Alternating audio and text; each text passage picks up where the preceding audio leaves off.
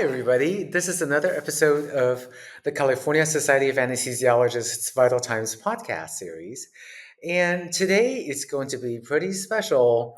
This one is going to be called Rita and Ludwig's Origin Stories. And it's going to be the two CSA podcast hosts, Dr. Rita Agarwal and I, Ludwig Lin, talking about how we got into this. So, it'll be casual and we'll let you into, our like little CVs and go from there. So, Rita, so nice that we're both on the same podcast. I love it. I love it. We've never done one like this together, so this will be fun, I think. Yeah, exactly. Well, we will each take just a couple minutes and just sort of briefly outline um, like what we do, and then we'll just start talking. So, my name is Ludwig Lin, and I'm boarded in anesthesiology and critical care medicine. And I'm currently at University of California, San Francisco. I am actually wearing my UCSF T-shirt, Woohoo! and I also have spent time at Stanford Medical School as a critical care medicine, regional anesthesia, and anesthesia attending. I'm very, very fond of Stanford because that's where I went to undergraduate. And then I went to UCSF for medical school, did my anesthesia and critical care medicine fellowship training there. Spent a lot of my time working as an ICU and anesthesia attending at UCSF, then Stanford, and I've also been in private practice. So I sort of done done everything. I sort of have realized recently that I just like trying different things, including doing these podcasts, and I love it. So Rita, I'm gonna volley it back to you. Okay. So I'm a little more, I think, diverse in my background, both probably my life background in that I was born in Iran, lived in Lebanon, England, and then moved to Houston. So I did my undergrad at Texas A&M in College Station. I went to Baylor for medical school. I went to medical school knowing 100% I was going to be a neurologist. Well, we can see how that worked out. As in, it didn't. So, after my neurology rotation, realizing that while I loved the science and I loved the medicine, I hated the fact that at that time, especially, we couldn't do anything to really help patients. We could make a great diagnosis. Hey, you've got MS, you've got myasthenia gravis, you've got ALS, but we couldn't actually help them. So I went through a phase of really not knowing what I wanted to do. Baylor was a very surgically heavily dominated school, and I knew I liked being in the OR. So I kind of thought, okay, what the heck? I'll do surgery.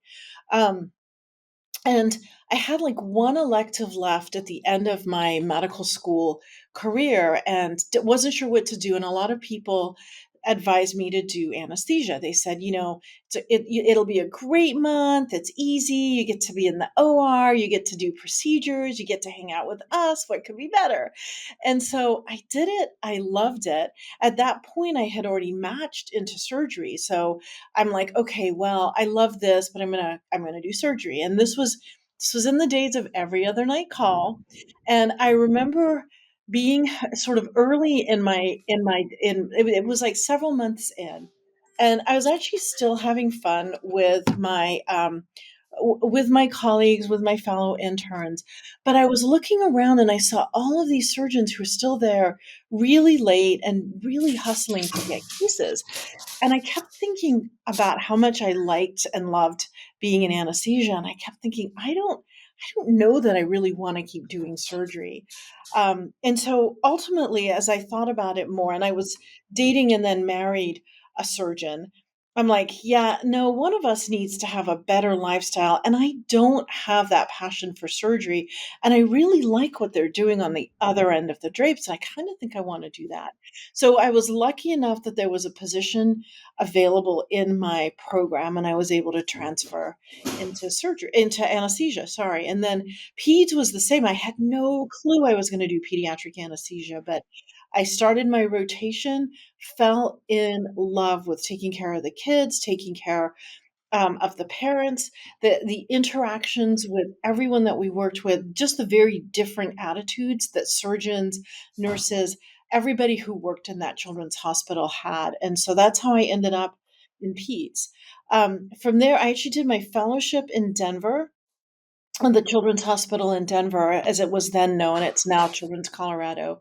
And then worked at Texas Children's for a year and a half. I had to convince my husband to move back to Colorado with me. We were there for about 20 years, and then we moved to Stanford. So that is my very roundabout life I story love of how I it. got here. I had no idea you started out as a surgery resident. Wow. Yeah. That It that was is intense. ballsy. It Yes, was intense. I bet it was intense. Well, I actually had no plans of becoming an anesthesiologist either. So I think this is good for people to know that people arrive at their uh, specialties by various like ephemeral ways. I Yeah. started out, well, first of all, I applied to MD PhD for medical school because I had done a lot of cell biology research in undergrad, and I was convinced that I was going to work on that. And then I'm just going to be honest, and I chickened out. I decided that I didn't want to necessarily invest, at a minimum 8 years of my life doing an MD PhD because that meant that I was for sure going to go into research. I was not going to, you know, quote unquote waste that time of doing the MD PhD. So I went up going to medical school, not MSTP, and I was at UC San Francisco. And I still plan on doing HEMONC and doing research and having an academic Oh, career okay. that way. And I did my third year medicine rotation at San Francisco General, and I loved every minute of it. Just thought the residents were brilliant. That was at the time when AIDS was still very much the scourge, Sure. and UCSF and San Francisco General were at the forefront and still are at the forefront of HIV care. But back then, there was an entire unit devoted to that at San Francisco General, with a lot of young men, basically my age, who were dying and who had like 8 chest tubes and God knows what else. And I just thought, my God, this is where I need to be. This is the kind of work I want to do. I could only be so lucky to be as smart as these residents and these attendings I worked with. So I thought this is perfect, perfect. And I did my fourth year rotation in medicine early, and to my horror, I did not like a single second of it. Oh, no. I know it was a lot of chronic medical problems, Yeah. like the Yeah. opposite end of the spectrum. And I think I realized that my heart wasn't in that. And halfway through my sub I realized that I couldn't go into internal medicine. And I was heartbroken. I was also anchorless. And I don't Yes. like not having plans. So I Right. thought, I oh felt my the same way. gosh. That was a long period of, "Oh my god, what am I gonna do?" I wanted to be a neurologist my whole life. So yeah, so I was like, well, what do I do? What do I do? And right after that I did the required 2-week rotation in anesthesiology that University of California, San Francisco has. And the anesthesia department has fought very hard to keep that in the curriculum. And I'm Yeah. so grateful for that because had I not been exposed to it, I would not have considered it as an option because the only anesthesiologist I knew when I was a kid and a young adult was my mom's best friend's husband. And I thought, oh my God, I'm not going to be that. Because, you think your parents' friends are Right, just the right. biggest dweebs. So there's no way I was going to replicate that. He's actually a very, very famous and successful academic anesthesiologist. And I will not say his name. but um, so, I was not going to go down that route. But then I started hanging out in the OR with these anesthesia people, and I realized that they were, first of all, in love with their jobs. Yeah, Second, they really liked what I liked. They liked cardiopulmonary physiology, and they were good at explaining it. They got excited about explaining it. I right. thought, who are these people who actually want to talk to me, like a lowly medical student? So then I realized, wow, this is a good specialty. It's like you know, it's got a lot of procedures. It's got sort of like the intensity of the operating room, but at the same time, you're using your brains constantly. And for me, this was solidified when I did my sub-I in critical care, because there I realized that I could use a lot of these skills and still be a sort of wannabe internal medicine person. So that kind of sealed the deal for me. It's great that we both, you know, wound up in anesthesia, right? I wonder because so many medical schools do not have anesthesia rotations, or they don't have required rotations as part of their curriculum. I actually did have a required rotation. It was 1 week, and it Oh, happened to be over, I think it was like the 4th of July, so it was already 1 day short. And then the poor attending that I was assigned to work with, his wife just got admitted to the hospital, the day before, I think, or over that weekend or something. And he was still trying really hard because they were short staffed to help cover the ORs. Luckily it was at the same hospital, but and teach me and then also take care of his wife who was pretty critically ill. So that wow. experience was really like I didn't know anything, didn't really learn anything. It really Mm-hmm. wasn't until that 1 month elective. And I'm so Yeah. grateful. I don't remember who it was. It seemed like it was a lot of like my surgery, like the surgery residents and interns that I had been talking to, and others who said, "Oh, you should do this rotation." Mm-hmm. I mean, for me, the epiphany where I really decided to make the switch because my husband was a surgeon, right? I was actually um, really worried that he would be upset if I switched out of surgery, Oh. that it would be hard for him. But there was a night, and this is a little bit of a story, um, but one of our I was at the county hospital, which is very much like the general, and I was on one of there was 3 surgical, teams, 3 surgical services, and I was on the team that was not my husband's team. And it was one of the chief residents, and, he had picked up the 4th year, surgery resident, and they had gotten into a horrific car accident. They didn't live very far, but he was, I think, speeding a little because it was early morning, wasn't expecting any traffic, was speeding, and then I don't know if he ran a stoplight or if the other car ran a stoplight, he got T-boned. Oh my So, gosh. I ended up in the OR trying to help with his resuscitation, and he passed away. I Oh was gosh. devastated. Everybody left the room and told me to close him up. Here I am, an intern who's been in practice for, several months, and I'm sobbing uncontrollably. This was a great guy. We all knew him well, and I'm trying to close him up. One of the anesthesiologists to this day, I'll always, I mean, he's the reason I switched, I think. His name was Lou Covalier, and I feel like, we have to mention our heroes. He came in, he took one look at me, sobbing, and my mask was soaking wet. I was crying so hard. And I was trying to close all these incisions, and they had tried to prep him for ECMO. They had, they'd done, he was split from stem to stern, basically. And he went out, he grabbed some random surgery brought him in and said, "Help her. She can't do this by herself." And it's like, all the surgeons are gone. They're all gone. They just left me there. And so I finally closed up. My chief resident on my service was he was kind of, until he realized what happened, he was kind of irritated with me for having left during rounds because they kept calling this code overhead.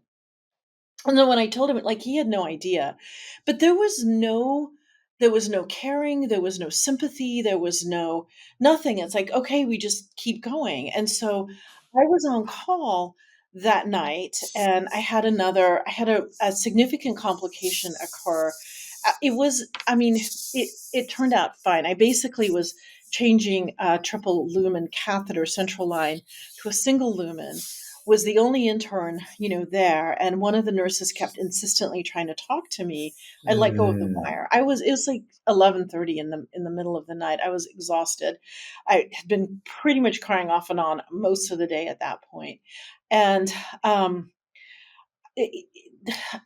everybody was so upset. Everybody was so angry at me. They were just there was no understanding, no empathy. And then the next day, because it was, 20, well, it was every other night call, but you stayed the next day. There was none of this getting out. So I'm in the OR doing some big liver procedure where I'm holding that right whatever side, the right upper lobe retractor, that big retractor that's up there that you have to kind of hold up. So I can see nothing. I can see nothing. I don't know what's going on. Been up all night. I'm exhausted. I've been, crying all night. And twice the anesthesia resident had to stop me from falling asleep into the wound and falling in. And Oh my again, the gosh. same attending from the day before came in, and he basically went to the surgeon who was the chief of surgery and one of the most famous trauma surgeons, one a very well-known trauma surgeon, and said, "You've got to get her out of here." And then he took me, the anesthesia attending took me into his office, or it was kind of the general, it was his office, but everybody hung out there. He got Hmm. me coffee, he got me snacks. He's like, "Are you okay? I know what you've gone through." I mean, just was amazing. And this guy was a big gruff guy. He wasn't like known for being soft and cuddly. He was not known for that at all. And I think that was the day I'm just like, this group who basically is so, is kind of just mean because they're surgeons, and I'm okay with that, but when something this happens, there should have been some sort of acknowledgement, some sort of support. Nothing. And then this guy who's, here in this department, which I think I might be interested in doing, and the difference was just like night and day. Yes. So that was for me anyway, that was for me kind of my epiphany of when I finally I made the decision, and I'm like, "I gotta tell my husband. I mean, whatever happens, it doesn't matter. I don't really think I wanna continue in this, because if it's this bad for something like this, I mean, what happens in my first year as an intern? How's it gonna be, year 2, year 3, year 4, year 5 attending ship? I don't want this." So and Yeah. I felt the same way. Once I made that decision, I was so happy that I switched. Yeah. That's an intense story. But in a way, it's almost like it was meant to be. I mean, you couldn't have had this be put to you in starker terms, right? Right. Right. And in retrospect, nowadays we talk so much about, well, things like empathy, but Yeah. also about how being burnt out really prevents one from having empathy. So I can almost see why the surgery team members that you were interacting with, behave that way, because they probably were so exhausted themselves. They They were, and I couldn't don't do think it. any of them knew how to feel and how to respond, and so Yeah. that's what happened for me. So Wow. Yeah. That's intense. But so, so tell me more, like, do, like, what keeps you in anesthesia now? well, the kids. I Oh. mean, I love, love, love. I've thought about this because as I've gotten older, and I'm now, in that age range where retirement is a real possibility in the next several years, I keep thinking about it, and it's like, but I don't wanna. I don't want to retire. I love what I do. I every day. I mean, yes, we have some really hard days, and I'm not gonna lie about that. And there's occasional days where I'll go home and feel like, oh, maybe it's time to quit. But I would say the very vast majority of days, I love the people, I love the patients, I love the interactions with the parents. I really like our surgeons for the most part. I like the nurses. I like the scrub techs, the people who clean the floors, the anesthesia techs, because people who work, particularly in children's hospitals, and I haven't worked in an adult hospital in 30 years. So I don't know how to compare it to that, but people who work in a children's hospital bring a different attitude, I think, with them every day. And it really is all about the kids and doing the best that Mm. you can for kids. And what could possibly be more satisfying than that? So Yes, it's true. Well, I don't love dealing with kids.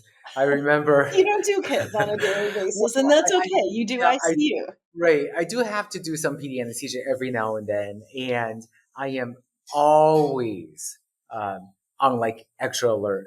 It's true. Like, give me an adult with ARDS or multi-system failure with various vasopressor drips going, and I'm okay. I'm totally Yeah, there. Heart rate 50 on my part. And yeah, then you give me some little, baby, and I have to draw up those little syringes and like right, right. That's memorize my intramuscular sucks dose. And I am just super kilo. wiped It's fine. out. So, you know, thankfully we all have our strengths and, Yes, and weaknesses. But I will say that I think probably the special thing about being in medicine, but also for the two of us being anesthesia, is that you see on a daily basis how much value you bring to that scenario and how much you can contribute. And I just think that is such a incredible space to be in. Do you know what I mean? Like yeah, you and I have the skills to, well, number one, keep somebody alive, but number two, to help ameliorate their pain, if not completely, absolve it, and to help them, their parents, their families, whoever sort of managed this whole process. So I just think it's such a powerful position, and it's extremely special to be able to do that, right? And right.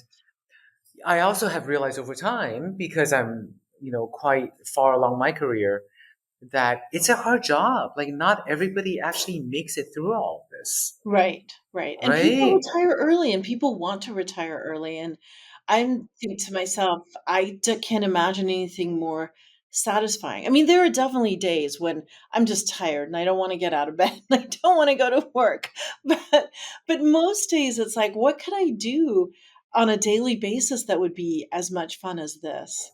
So Very what cool. keeps you in medicine? Because you obviously from the ped standpoint, I think it's so much, you have kids, you can play with toys and you can talk about superheroes and you can live all your inner children bits. You can watch a movie and like, oh yeah, it's Paw Patrol that's playing right now, or what did you think about the new Minecraft movie? You can't really do that, right, with adults? Well, that's true.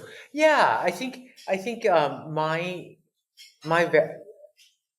I don't know how to put this. Like the way I achieve fulfillment is different from yours. But I think for me, being a clinician is such a powerful role to be.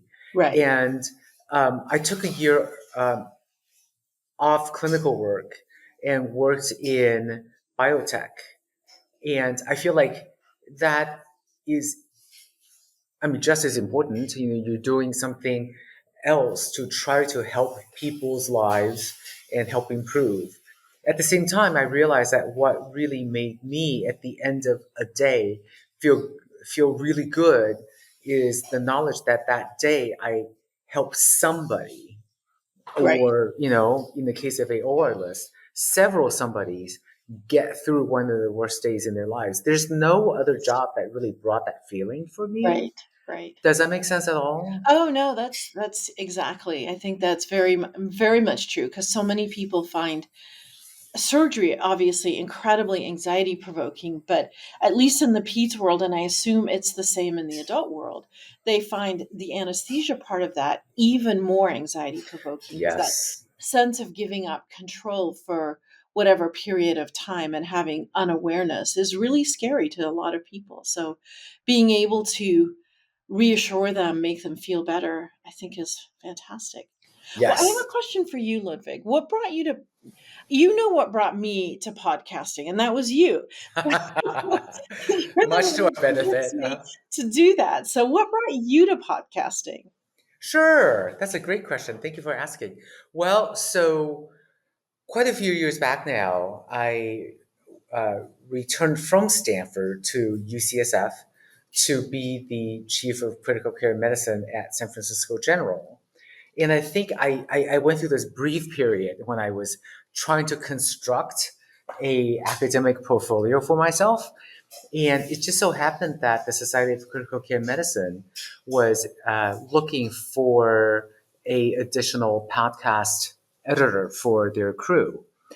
And I thought, oh, that sounds kind of Yeah, interesting. And, yeah. in the ICU, all we do is talk about interesting things All for right. hours, for hours, So I thought, oh, I could do that. And the other part of this was I remembered that way back when I was a undergraduate at Stanford, I actually worked for our college radio station.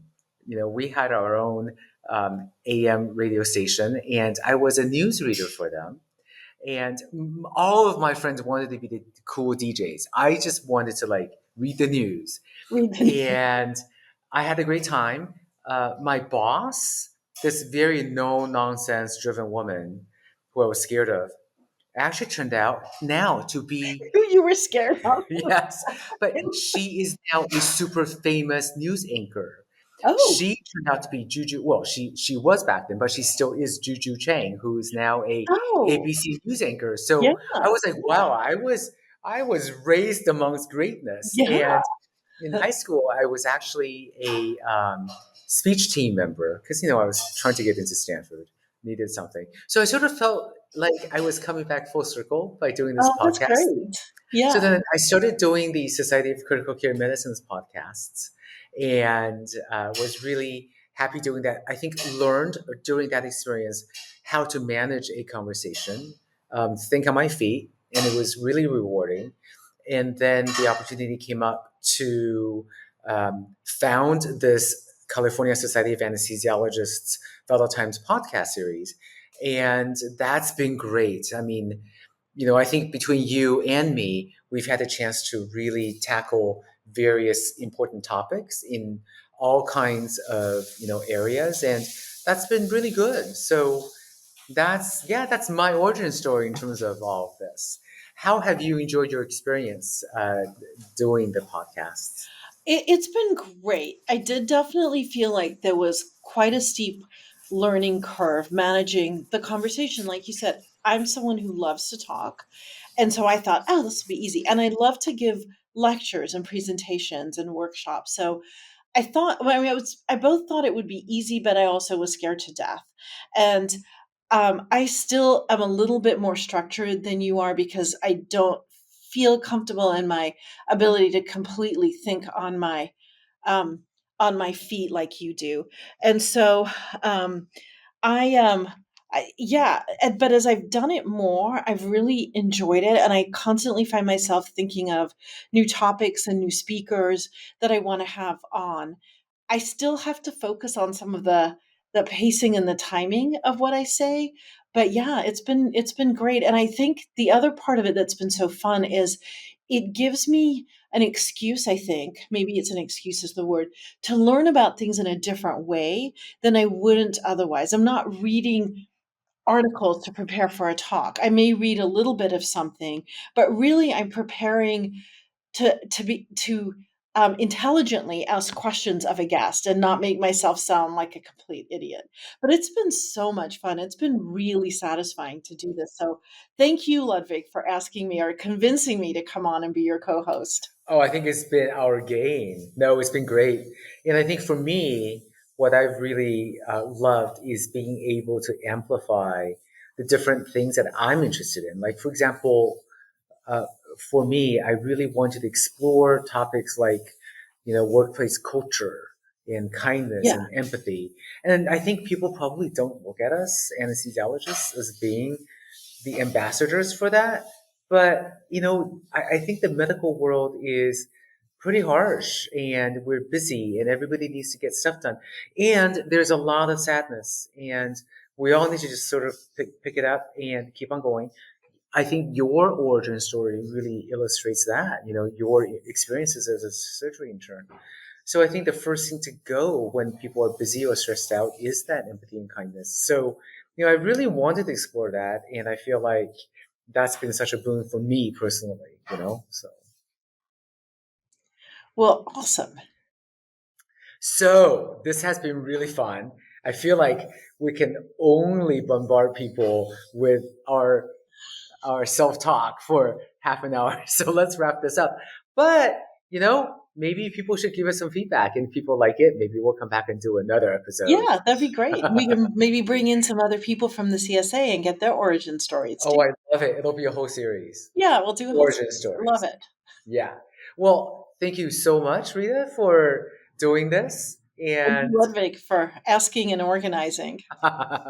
all right, people, it's Dr. Rita Agarwal and me, Ludwig Lin, for the CSA Vital Times podcast.